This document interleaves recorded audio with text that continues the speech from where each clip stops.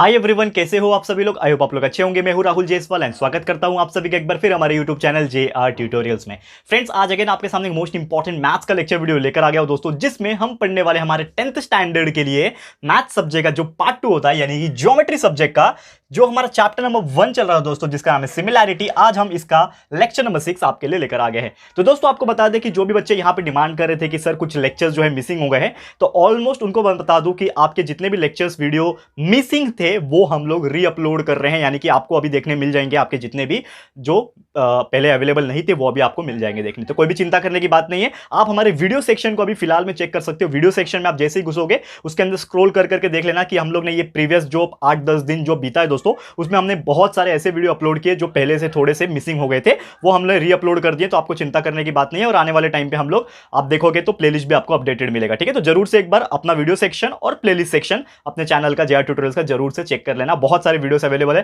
साथ ही मैं आपको बता दूं सिलेबस तो ऑलमोस्ट 98% कंप्लीट हो चुका है, तो वो आप चेक कर सकते हो। बाकी उसके अलावा जो स्टूडेंट है 7th 8th 9th के स्टूडेंट्स है, उनके लिए भी मैथ्स एंड साइंस के वीडियोस 100% कंप्लीट है आपके सिलेबस के हिसाब से, तो वो जरूर से चेक कर लेना। साथ ही में जो नए सीरीज की हमने शुरुआत की है, साइंस का फंडा, maths tricks and scholarship based video जो मैथ्स के आते हैं, उसमें भी बहुत सारे वीडियोस अपलोड करते हैं हम रेगुलर बेसिस पे, तो उसको भी एक बार नजर डालिए एंड जरूर से उसको भी देखिए और जरूर से अपना प्यार दीजिएगा दोस्तों। तो चलिए बिना किसी टाइम वेस्ट किए हमारा जो आज का लेक्चर है इसकी शुरुआत करते हैं। और बेसिकली आज जो हम लोग टॉपिक पढ़ने वाले, it is one of the most important topic and एक सबसे इंपॉर्टेंट थियरम भी है जो आपने पढ़ा होगा इसके पहले के लेक्चर में, लेक्चर नंबर 5 में। आज उसी का उल्टा यानी कन्वर्स हम पढ़ाने जा रहे हैं। आप समझ गए होंगे कि मैं किसकी बात कर रहा हूं दोस्तों। तो आज जो हमारा टॉपिक हम लोग पढ़ने वाले हैं, जो थियरम हम लोग पढ़ने वाले हैं दोस्तों, वो उसका नाम है कन्वर्स ऑफ बीपीटी।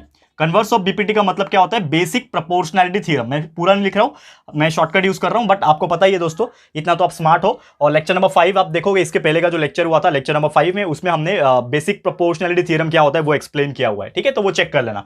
तो कन्वर्स ऑफ बीपीटी क्या होता है? बेसिक प्रोपोर्शनैलिटी थ्योरम का उल्टा, ठीक है। अब वो एक्जैक्टली क्या होता है, इसके पीछे एक डेफिनेशन है। हर बार थ्योरम का डेफिनेशन याद रखना आपको बहुत इंपॉर्टेंट है। तो डेफिनेशन इस प्रकार है, इफ अ लाइन, देखो समझने की कोशिश करो, इफ अ लाइन divides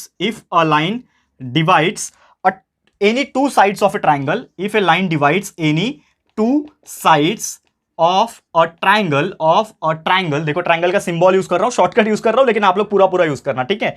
हम लोग के पास थोड़ा टाइम कम रहता है, इसके लिए हम शॉर्टकट यूज करते हैं, बट आपके पास तो टाइम ही है, तो आप यूज कर सकते हो बिंदास, ठीक है। तो if a line divides any two sides of a triangle in the same way, in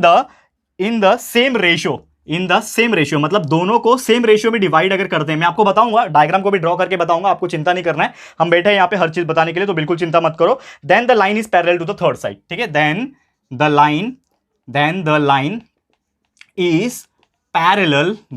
is parallel to the third side. ये रहा उसका स्टेटमेंट, ठीक है। तो उम्मीद करता हूं आपको ये चीज नजर आ रहा है और ये चीज आपको अपने बुक में मिल जाएगा। स्टेटमेंट तो लिख के भी आता है, वैसे आपको पता ही होगा कि एग्जाम में जो थ्योरम पूछते हैं, जब भी एग्जाम में थ्योरम पूछेगा तो आपको ये नहीं पूछेगा कि कन्वर्स ऑफ बीपीटी का थ्योरम बताओ, आपको ये नहीं पूछेगा कि कन्वर्स ऑफ बीपीटी का थ्योरम बताओ, आपको ये स्टेटमेंट दिया रहेगा कि if a line divides any two sides of a triangle in the same ratio then the line is parallel to the third side, ऐसा प्रूफ करके दिखाओ, ऐसा आपको बोला रहेगा, ठीक है। तो ये रहा स्टेटमेंट। अब इसका मीनिंग क्या हुआ, तो मीनिंग हम समझने की कोशिश करते हैं डायग्राम से। तो डायग्राम में बताता हूं सबसे पहले आपको, और आपको याद होगा कि बीपीटी जो था हमारा, यानी बेसिक प्रोपोर्शनलिटी जो थ्योरम था, उसमें भी हमने यही डायग्राम यूज किया था, ठीक है। तो समझ लो ये डायग्राम है, एक ट्रायंगल है, ठीक है। वो ट्रायंगल का नाम मैं दे देता हूं, समझ लो इसका नाम है triangle ABC। This is your triangle जिसका नाम है ट्रायंगल ABC। ये आपको समझ में आ रहा है। एंड ये ट्रायंगल में से एक लाइन इस प्रकार है जो कि पैरेलल होगा, ठीक है ना, इस प्रकार है। लेकिन हम लोग अभी बोल नहीं सकते कि पैरेलल है कि नहीं। इसका लाइन का नाम L है और ये जो पॉइंट है उसका नाम है दोस्तों P और Q। ये जो पॉइंट दिख रहा है आपको, इसका नाम क्या है? PQ। समझ में आ रहा है? ABC, this is PQ। इतना आपको समझ में आया? तो आपका जो डेफिनेशन पूछता है बीपीटी का, उसके हिसाब से क्या मतलब हुआ इसका, कि अगर एक लाइन डिवाइड करता है दो साइड को, यानी कि एक लाइन L नाम का जो लाइन है, PQ नाम का जो लाइन है, वो अगर ट्रायंगल के दो साइड को डिवाइड करता है, डिवाइड मतलब क्या होता है? काट रहा है ना। यहां पे देखोगे आप कि ये एक ट्रायंगल है, उसका ये साइड है AB साइड और ये वाला साइड AC साइड, उसको ये लाइन ने कट किया है। देखो, एक ये साइड को कट किया है, ये साइड को कट कर दिया, यानी कि ये जो लाइन PQ है, जो L नाम का जो लाइन है, उसने ये वाले साइड के और ये वाले साइड को जो ट्रायंगल का है उसको कट कर दिया। वो भी कैसे कट किया? सेम रेशियो में, यानी कि जो रेशियो होगा, यानी कि जो लेंथ होगा वो सेम होगा, क्योंकि देखो यहां पे भी उतना ही है, यहां पे उतना है। ऐसा नहीं है कि ये इधर है और ये लाइन टेढ़ा गया, ऐसा नहीं है, सेम रेशियो में कट किया है। तब अगर ऐसा होता है कि अगर एक लाइन ने ट्रायंगल के दोनों साइड को कट किया है सेम रेशियो में, तब वो जो लाइन होगा वो पैरेलल होगा हमारे थर्ड साइड से, यानी कि ये जो लाइन होगा वो थर्ड साइड कौन सा है, बीसी, यानी कि ये लाइन से पैरेलल होगा। ऐसा हमें प्रूफ करके बताना है, मतलब ऐसा ये स्टेटमेंट बोला है। तो कैसे हम लोग प्रूफ करेंगे, क्या गिवन दिया हुआ है और किस प्रकार का हमें प्रूफ लगेगा, क्या क्या चीजें की जरूरत पड़ेगी, तो ये हमें यहां पे देखना है। ठीक है, तो ध्यान लगा के देखना, आपको ये थ्योरम बहुत अच्छे से मैं समझाने की कोशिश करूंगा। तो लेट्स सपोज आपको क्या क्या यहां पे पूछने मतलब दिया हुआ है। तो हम लोग को यहां पे गिवन दिया हुआ है। गिवन आप देखोगे यहां पे क्या दिया है कि ये ट्रायंगल है, in triangle A B C. ये ट्रायंगल जो है ए बी सी, इसमें क्या दिया है कि जो लाइन जो है डिवाइड कर रहा है ट्रायंगल के दो साइड को सेम रेशियो में, तो सेम रेशियो में डिवाइड करेगा, यानी कि रेशियो क्या हो जाएगा हमारा, एपी अपॉन पीबी, यानी कि ये जो एपी है, ए से लेके पी, और अपॉन पीबी जो रहेगा वो सेम रहेगा ए क्यू अपॉन क्यूसी से, तभी तो सेम रेशियो बनेगा ना।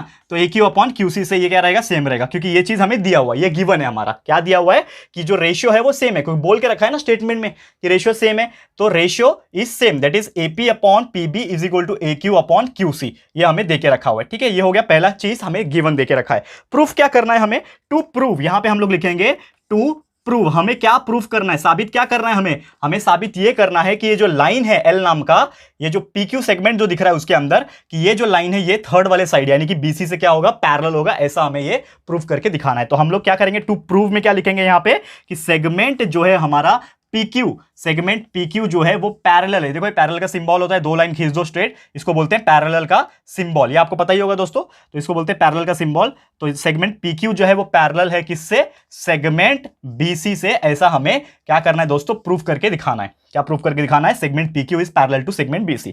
तो ये हमें प्रूफ करना है। अब हमें क्या जरूरत है, अब हमें इसको करना है प्रूफ। क्या करना है दोस्तों, अब इसको हमें साबित करके दिखाना पड़ेगा, प्रूफ करके दिखाना पड़ेगा। ठीक है, तभी मार्क्स मिलेगा। ठीक है ना, डायरेक्ट तो हम लोग लिख नहीं सकते ना कि चलो हमको डायग्राम में तो दिख रहा है कि PQ जो है आपका वो हमारे BC से पैरेलल है, डायग्राम में दिख रहा है, तो हम डायरेक्टली लिख देंगे कि हेंस प्रूफ ये वाला लाइन ये वाले लाइन से पैरेलल है। पर ऐसा चलता है क्या काम, हर चीज सबूत मांगता है, कोर्ट भी सबूत मांगता है ना। कोई गुनाह करता है अगर, भले उसने किया रहेगा नहीं किया रहेगा, लेकिन कोर्ट में जब तक सबूत नहीं दिखाओगे तब तक वो सच साबित नहीं होगा। सेम इसी प्रकार प्रूफ में व्हेनेवर थ्योरम कुछ पूछता है और आपको कुछ चीज बताना होता है तो आपको सबूत देना पड़ेगा। तो यहां पे आपको सबूत क्या देना पड़ेगा, यहां पे ध्यान से देखना। सबसे पहले हम लोग क्या सबूत देंगे, यहां पे पहला लगेगा, पहले तो हम लोग हेडिंग डाल देंगे प्रूफ। क्या सबूत है हमारे पास क्या प्रूफ है। तो पहला प्रूफ ये बनता है कि हम क्या करेंगे ना, इसमें छोटा सा एक कंस्ट्रक्शन करेंगे। कंस्ट्रक्शन मतलब खुद से कुछ चीज बनाएंगे। क्या बनाएंगे, हम एक इमेजिनेशन डायग्राम बनाते हैं। यहां पे इमेजिनेशन भी नहीं, इसी में बनाते हैं कि let suppose I draw P से लेके इधर तक कुछ एक स्ट्रेट लाइन खींचता हूं और इसका नाम मैं ले लेता हूं दोस्तों T। मैंने क्या किया, एक ड्रॉ किया, तो मैं क्या करूंगा, कंस्ट्रक्ट, यहां पे मैं लिखूंगा कंस्ट्रक्ट, क्या लिख रहा हूं, कंस्ट्रक्ट PT, कंस्ट्रक्ट PT। मैंने क्या कर दिया, कंस्ट्रक्ट कर दिया PT। ठीक है, और सच दैट, कंस्ट्रक्ट PT किया, सच दैट, इस प्रकार कंस्ट्रक्ट किया कि हमको ये मतलब लगना चाहिए, इस प्रकार कंस्ट्रक्ट करो इमेजिनेशन में कि ये जो लाइन है, ये जो लाइन है PT, ऐसा मान लो कि ये जो लाइन PT है वो BC से पैरेलल है। दिख तो नहीं रहा है पैरेलल है, लेकिन मान लो, क्योंकि अज्यूम कर रहे हैं हम लोग, तो मैं मानूंगा, ऐसा मानूंगा कि मैंने क्या किया, ड्रॉ किया, कंस्ट्रक्ट PT ड्रॉ किया, और ऐसा ड्रॉ किया समझ लो कि वो PT जो है, ये जो BC वाला लाइन है इससे पैरेलल हो जाए, यानी कि PT is parallel to BC। इस प्रकार हमने मान लिया, क्या माना कि सेगमेंट जो PT है वो सेगमेंट BC से क्या है दोस्तों, पैरेलल है। ऐसा हम लोग क्या कर रहे हैं, अज्यूम कर रहे हैं, ऐसा हम लोग मान रहे हैं। ठीक है ना, यहां पे दिया नहीं है वो चीज, या फिर ऐसा चीज प्रूफ नहीं हो रहा है, लेकिन हम ऐसा मान रहे हैं कि PT हमने ड्रॉ किया और PT समझ लो BC से पैरेलल है, ऐसा हमने मान लिया। ठीक है, अज्यूम। ठीक है ना, यहां पे अज्यूम लिख देते हैं। ठीक है ना, ऐसा लिखता हूं, यहां पे कंस्ट्रक्ट नहीं लिखता हूं, देखो यहां पे ऐसा लिखता हूं मैं। ठीक है, देखो थोड़ा सा ड्रॉ एंड अज्यूम।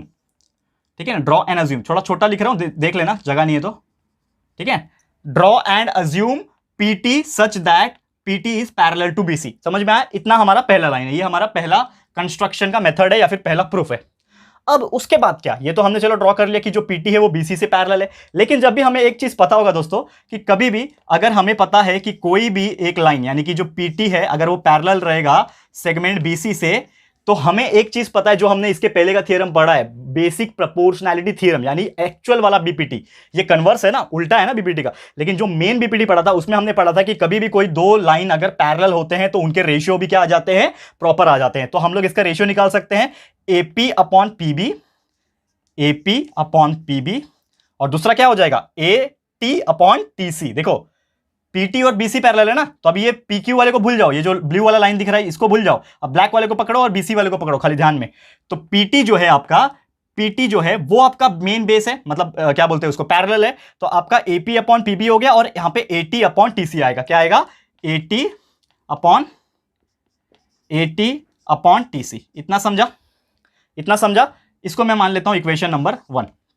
इसको मैंने क्या मान लिया? Equation number 1। अब एक और चीज है, यहां पे एक चीज हमें गिवन में भी दिया हुआ है। क्या दिया हुआ है कि यहां पे आप देखोगे कि AP upon PB is equal to A Q upon QC. ये तो हमें पहले से ही दिया हुआ है गिवन में, तो हम लोग लिखते हैं यहां पे दिस इज इक्वेशन नंबर 2। और कहां से आया ये चीज आया गिवन से आया।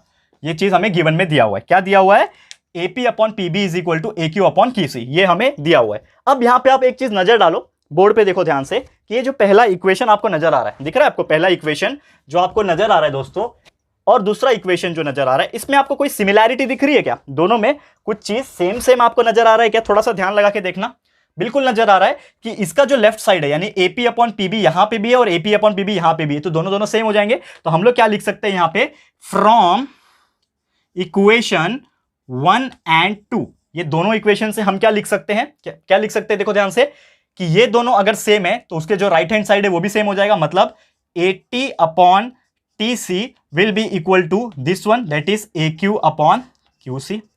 लिख सकते हैं हम लोग? बिल्कुल लिख सकते हैं, क्यों नहीं लिख सकते? तो 80 upon TC is equal to A Q upon QC आ गया। ठीक है, अब नेक्स्ट स्टेप में आप क्या करोगे? नेक्स्ट स्टेप में आप क्या करोगे? एक चीज आपको समझ में आएगा यहां पे, एक चीज यहां पे समझ में आएगा कि 80 अपॉन टीसी आ गया, ए क्यू अपॉन क्यूसी आ गया। अब इसमें हम एक्स्ट्रा क्या कर सकते हैं? तो हमें क्या करना पड़ेगा? अब डायग्राम में अगर देखो, आपको यह बताना है अगर पी क्यू जो है वो पैरेलल है अगर बीसी से, तो दिमाग क्या आपका चलता है कि मुझे ये टी का पॉइंट और क्यू का पॉइंट ये दोनों को सेम बताना पड़ेगा कि टी और क्यू सेम ही होंगे तभी तो ये भी पैरेलल बनेगा ना। तो ऐसा कुछ करना पड़ेगा। तो उसके करने के लिए हमें क्या करना पड़ेगा? कुछ जुगाड़ लगाना पड़ेगा। जुगाड़ मतलब वही ज्योमेट्री वाला जुगाड़, मैथमेटिक्स का जुगाड़। क्या लगाना पड़ेगा? इसके लिए हम क्या कर सकते हैं, यहां पे थोड़ा सा मेरे को अभी रफ करना पड़ेगा। ठीक है, अभी हम क्या करेंगे? थोड़ा सा रफ करेंगे।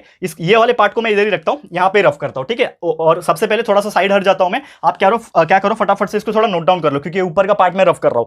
ऊपर का पार्ट जो है मैं रफ कर रहा हूं, इसको फटाफट से नोट डाउन नोटबुक में करते जाओ, या फिर आप स्क्रीनशॉट ले लेना, बाद में कर सकते हो। ठीक है, आपको समझ में आ जाएगा, कोई चिंता और टेंशन वाली बात बिल्कुल नहीं है। ठीक है, अब इतना मैं देखो रफ कर रहा हूं, ये वाला पार्ट यहां से रफ कर रहा हूं।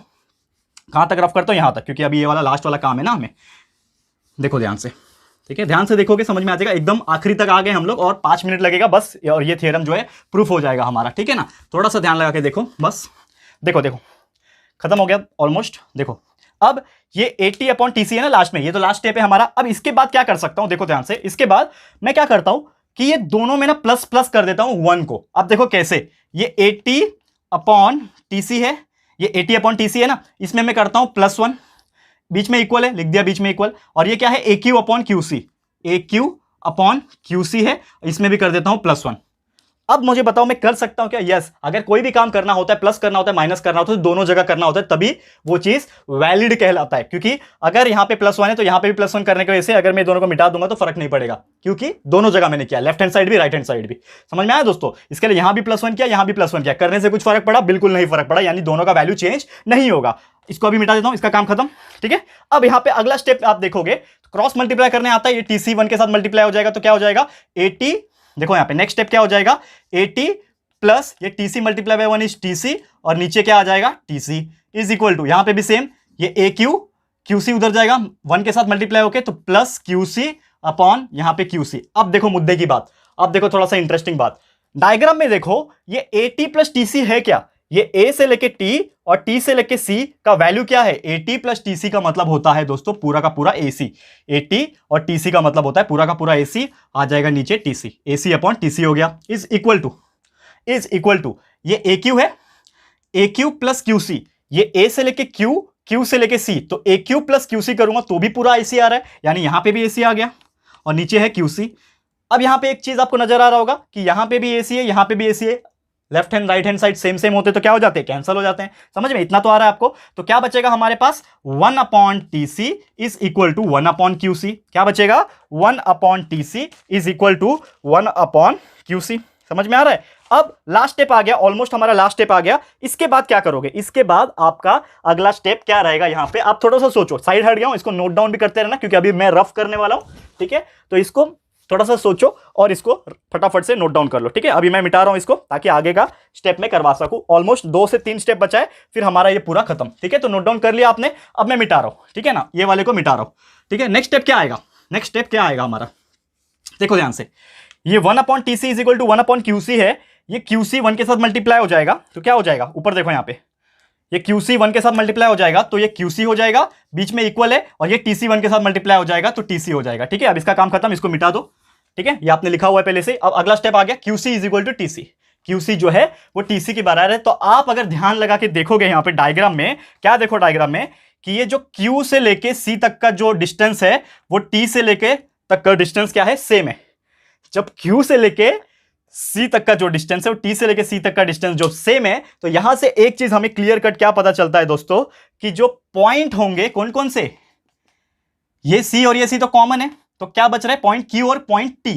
तो पॉइंट Q जो होगा और पॉइंट T जो होगा वो क्या होंगे, आर सेम पॉइंट, सेम होंगे ना, क्यों सेम होंगे, डायग्राम में नहीं दिख रहा है, लेकिन हमारे प्रूफ के हिसाब से ये पता चला कि जब QC is equal to TC है, यानी कि अगर मैं इसका C और C काट भी दूं तो क्या बचेगा, Q और T, यानी कि Q पॉइंट और T पॉइंट इक्वल है, सेम है, तो हम लोग बोल सकते हैं ये चीज, इसको काटने की जरूरत नहीं, वैसे ये समझ में आ जाता है, ठीक है ना, ये बोलने की बात है, ये बोलने की बात है, इसको काटो मत, इसको ऐसे ही रखो। तो QC is equal to TC के हिसाब से हमें समझ में आ गया कि point Q and point T क्या है, सेम पॉइंट है। और इससे एक चीज और क्या क्लियर मिलेगा हमें, कि जो मेरा सेगमेंट PT जो है, सेगमेंट जो है PT, यानी कि P से लेके T तक का जो सेगमेंट है, ये ब्लैक वाला सेगमेंट PT जो है, और दूसरा वाला कि सेगमेंट P से लेके Q तक का जो सेगमेंट है, ये भी क्या हो जाएंगे, सेम हो जाएंगे। यानी कि जब मेरा T और Q पॉइंट सेम है तो PT का डिस्टेंस PQ का डिस्टेंस क्या होंगे, वो भी सेम होंगे। यानी कि हम लोग क्या बोल सकते हैं कि segment PT and segment PQ are same segment. क्या है ये दोनों, सेम सेगमेंट है, सेम सेगमेंट, SEG सेगमेंट होता है, शॉर्टकट लिखा है मैंने। तो सेगमेंट PT और सेगमेंट PQ क्या है, सेम सेगमेंट है। यानी इन शॉर्ट मैं क्या बोल सकता हूं कि जब हमने माना था कि सेगमेंट PT BC से पैरेलल था, तो PT जो था PQ के बराबर है, तो हम लोग सीधा सीधा लिख सकते हैं कि सेगमेंट PQ जो है वो पैरेलल हो जाएगा सेगमेंट BC के बराबर। और यही तो हमें प्रूफ करना था दोस्तों, क्या दोस्तों, यही तो हमें प्रूफ करना था, हेंस प्रूव्ड। थोड़ा सा ध्यान लगा के देखना, वापस से एक्सप्लेन कर रहा हूं, थोड़ा सा ध्यान लगा के देखना क्या बोल रहा हूं।